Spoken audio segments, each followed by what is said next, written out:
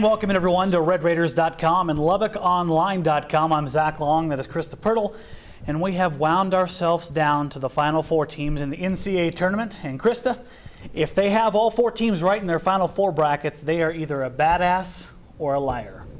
That is true, and I think I looked up the stat on ESPN on how many brackets they had, and it was like maybe 600 of the how many billion or million that submitted these brackets. So if you had these four, I don't know how you got there.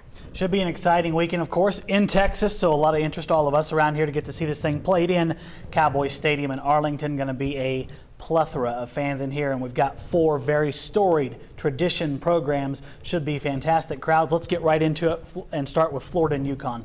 Yeah, this is going to be great. Florida, they have the SEC Player of the Year as their point guard, Scotty Wilbekin. He's averaging about 16 points a game. He's great, but it's not just him for the Gators. He has a great supporting cast that really helps out. They're one of the more balanced teams in the tournament. But then on the flip side, when you look at UConn, it's Shabazz Napier all the way. Absolutely. 23.25 points per game. He either scores or assists on 45% of their points. So, I mean, it's a whole team versus Shabazz. So I think Florida's going to pull this one out. Absolutely. In the other game, this should be highly entertaining. Kentucky, who looks pretty much unbeatable right now, and Wisconsin, who was very impressive in that West Regional Final. Absolutely. Wisconsin played great throughout their whole bracket. They beat American by 40, Baylor by 17, pulled off the upset over Arizona by 1. They're great. They have a great inside-out attack in Frank Kaminsky, a 7-footer, and Ben Brest, who's shooting 52% from downtown. So between those two, it's really hard to pick someone to guard and focus on because you can't really do that with such an outstanding attack they have.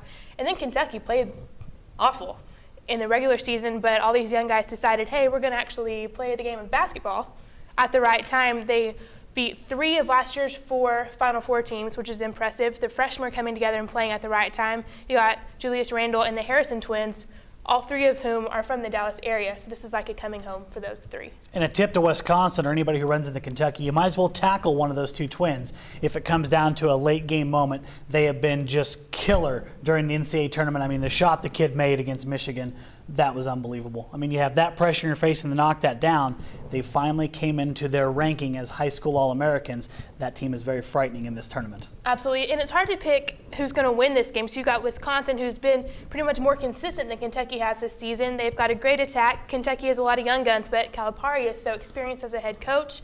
But I think I'm going to go with Wisconsin on this one. So you're going to look at a Florida-Wisconsin national championship game, and the irony there is what? They've already played. They have one of the few losses for the Gators. Florida's only lost 2 to Wisconsin in November and UConn in December. So it'll be interesting for the Gators, but I'm going to go with Florida over Wisconsin. I just like the way they haven't lost since December 2nd. I like the way they share the ball. Both of these teams have great ball movement, but I think that Florida really, with Scotty Wilbekin, with Patrick Young down low, with Finney Smith, they're just so deep, and they have they all have great chemistry. They know where the other one's going to be, so that's why their assist-to-turnover ratio is an average of 5 in this tournament. So I'm going to have to go with Florida for the national champions. You talk about a physical battle down low. I hope you're right in this game. Patrick Young versus the Big K from Wisconsin.